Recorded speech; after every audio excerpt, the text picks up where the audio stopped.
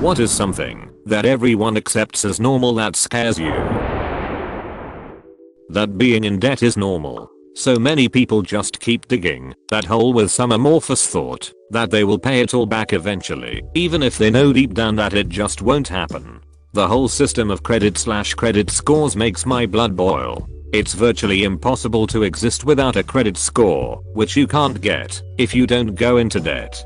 I lived completely debt-free until I was 24. No credit cards, no student loans, worked full-time in college, and finally caved when I couldn't get an apartment on my own because my lack of a credit score showed I had no fiscal responsibility. Frick that. I got a secured credit card at 19 and a regular one at 20. I've just put all of my purchases and bills on that and pay it off at the end of each month. 2 years later, no debt and a 780 score. The APR is terrible, but I've never let it accrue interested, so it doesn't affect me. It feels like these are not normal times and it scares me what peak crazy might be. It's starting to get to me. Same. I've developed anxiety, and now I'm depressed and hate everything. It's like being in prison. I have done nothing since March except gain weight and when all those kids in Pinocchio turned into donkeys. That one kid crying for his mama before barking like a donkey terrified me as a kid. I'm very curious how they are going to do it for the live action version. They'll probably use CG instead of really turning them into donkeys. Ignoring the truth because it makes them uncomfortable. It's hilarious how many people will read this, think it doesn't apply to them, and scroll past it. You're not wrong. I've said for years now that I'd rather have the truth than believe false things. The problem is, we all have our preferred biases. Sometimes, I'll scroll past that uncomfortable truth before coming back to it for real before accepting it. One of the few things I'm 100% sure of is that there are some truths that I have yet to circle back on yet.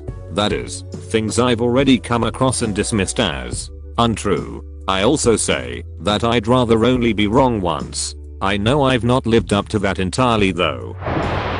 The idea that being broken down and embittered at the world is a natural and unavoidable part of growing up. It's okay, I'll build you back up. Lego. Life is like Legos, you gotta keep building. Major news outlets deliberately leaving out information, selecting out misleading headlines, or having strong political biases/agendas. Practice media distancing.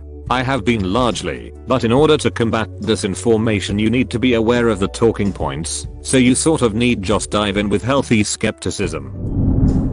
The rapid increase in mass surveillance combined with the gathering and use of biometric data. I'm not usually a doomsday conspiracy theorist, but sprinkle a little advanced AI on top of that, and I'll go make myself a nice tinfoil hat. Watching our rights slowly get taken away and people consider it normal is definitely one of my great terrors. Like privacy. I mean, less than half a century ago people would have considered it conspiracy theories to say that companies know everything about you, your location and crap, and they sell your data all around. On that note, there's a book called The Circle that is basically like a modern version of 1984. It's terrifying, and the reason so is because I could actually see it happening.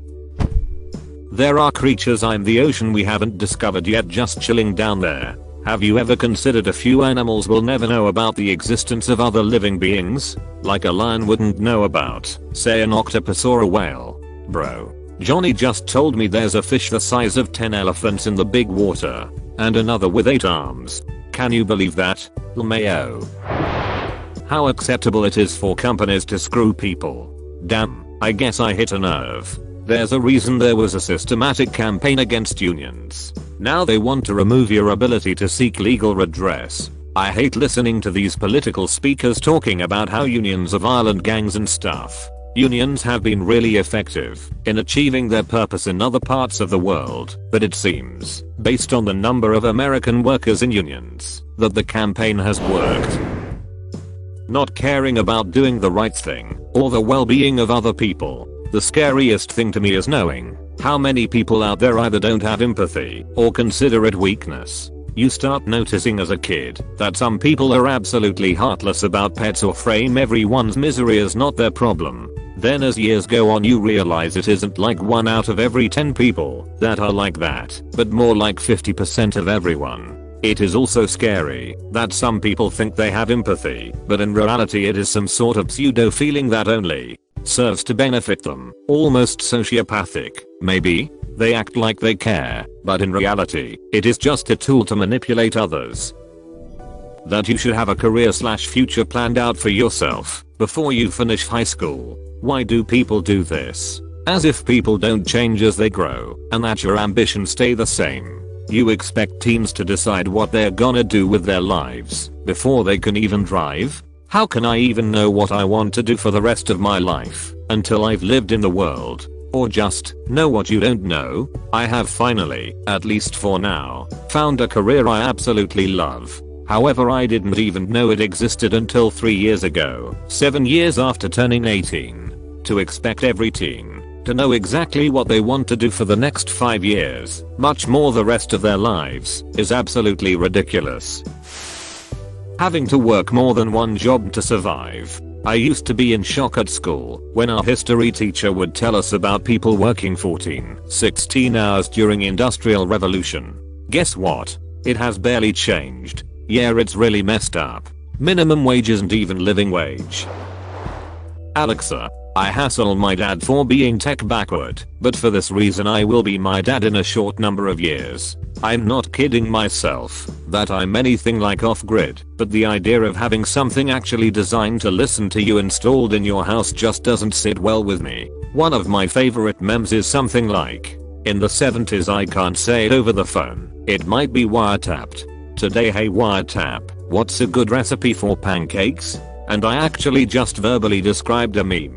I'm my father. The transition is now complete. Nah, I'm 19 and I don't like the idea. You read 1984 and you get paranoid.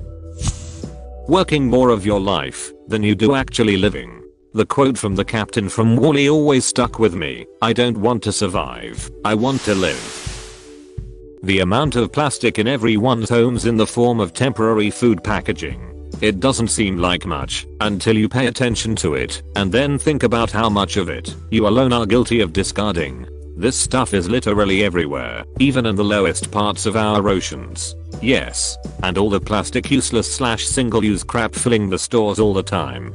All the poorly made soon to fall apart crap at the dollar store. Those trinkets every chain store has on hand for the person that's impossible to buy for, or token gifts for people you barely know that they will never use. Who pulls out a tic-tac-toe game, set, or novelty drink glasses? Star Wars Pez dispensers, because the only thing you know your step-cousin-in-law likes is Star Wars and you're on a budget. Millions of new Christmas decorations, because consumerism has convinced people your tree can't have the same look every year. Gotta change that crap up. Why not have 2 Christmas trees? None of that crap is essential. And all of it arrives in the store in plastic packaging, and possibly leaves the store in a plastic bag. This world is sick. And it's seen as completely normal. I walk through the store at times and think about how much of the plastic is just completely unnecessary. You don't really notice it if you're not thinking about it too much because it's so normalized to you. Instead, walk through and actively pay attention to how much plastic is on each and every product and it'll boggle your mind. Also, the amount of perishable, completely edible delicious food that likely won't get sold out and just wasted to a landfill. Maybe even composted, if it's lucky. Saying no or telling someone I don't want to do something, setting boundaries. Stuff like that is hard to do. I keep thinking of how I'm disappointing the person, hurting their feelings, or making them angry. And the reason it is so hard to do is because everyone has normalized overstepping boundaries. For instance, you start a new job and your coworkers ask questions to get to know you, but the questions start to become more and more personal, and you begin to feel more and more uncomfortable. Do you politely refuse to answer these personal questions? If you do, chances are your coworkers will become unfriendly and hostile towards you because you are stuck up or unfriendly, which leads to another extremely frustrating thing that people have normalized: extreme passive aggression. The world is full of predators anymore. Yes. It's awful how common this is.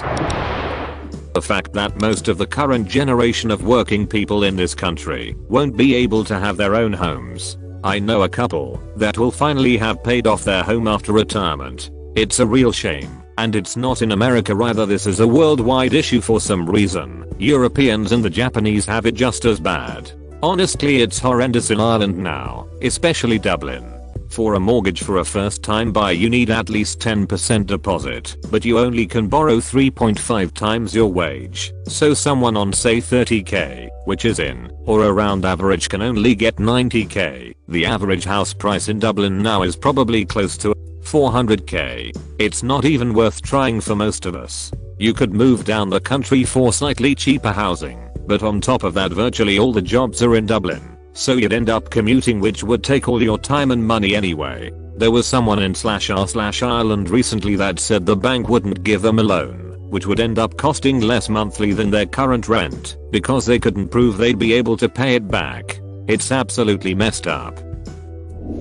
Driving. It terrifies me. Yup, the idea that I could do everything right but someone around me could be the one to mess up and kill me or someone I love. You also don't even need to be driving for that to happen. You can just be walking down a sidewalk and some asshole could end your life in an instant by not watching where he's going. That I'm supposed to just bleed for a week every month for 30 odd years of my life. Who invented this abysmal system? I think also how normalized our pain is, that when it's something serious like endometriosis it takes years to diagnose because it's dismissed as normal to have pain. 25 years. That's how long it took for a doctor to take my pain seriously. I had endometriosis and adenomyosis. I finally had a hysterectomy this past Feb, 2 weeks after my 40th birthday. Being exploited at work. Working free overtime hours. Having short lunches. Not using their full PTO. We are humans. We are better than this. Dude. I work at Target and coworkers make fun of me for taking my 15-minute break or lunch too early and not staying late to finish when finishing means working a 9-10 hour day. Some of them actually skip their paid 15-minute breaks so they can get done on time. Like, you'll care about the company way too much. Let the work sit there if they don't feel like hiring enough people to get it done. I've got kids and college classes and hobbies. Hell yes, I'm leaving on time. I'm the only person in my department that takes my 10-minute breaks consistently. I've actually had some of my coworkers make snide comments about it. My boss is all for it though. He has actually commented on how punctual I am. I clock in at 8, I take a break at 10, lunch from 12, 1, another break at 3, and I leave at 5. Almost perfectly, every single day. He's told me that it actually helps him realize roughly what time it is.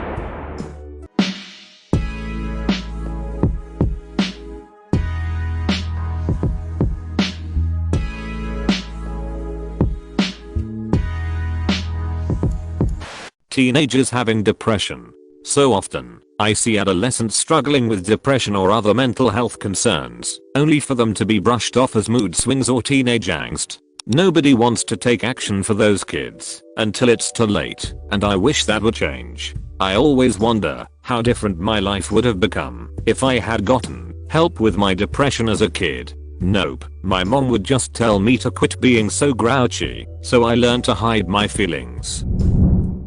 People love to say you are in control of your life, but when you are being bullied, people say just ignore it, and it will go away. Now you are relying on the bullies to get bored with you, which may take years. It's also not true when people say that you'll forget about it once you become an adult. People don't understand that bullying is a traumatic experience, which trauma sticks with you for a long time and will possibly never go away.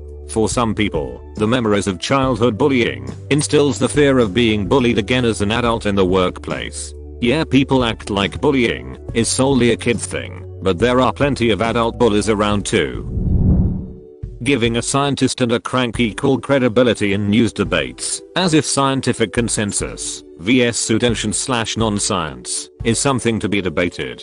People denying or not believing in science, as though it's a set of ideologies you can choose to align with, rather than simple observation of cause and effect. I remember one time when a local news show tried to make an astronomer and an astrologer have a debate as equals. It was so dumb and pointless to almost be comedic. I would have laughed my ass off if the entire situation wasn't so miserable. The classic example is bringing a scientist and a crank on to debate whether climate change is real or not. The BBC recently changed their policies to forbid this and not bring cranks or science deniers on for false balance. In fact, a host or presenter can get into trouble if they fail to challenge a remark by a guest that is against accepted scientific consensus on a major issue. For instance, saying the earth is flat, vaccines cause autism, anthropogenic climate change isn't real, GMO foods are unsafe, etc.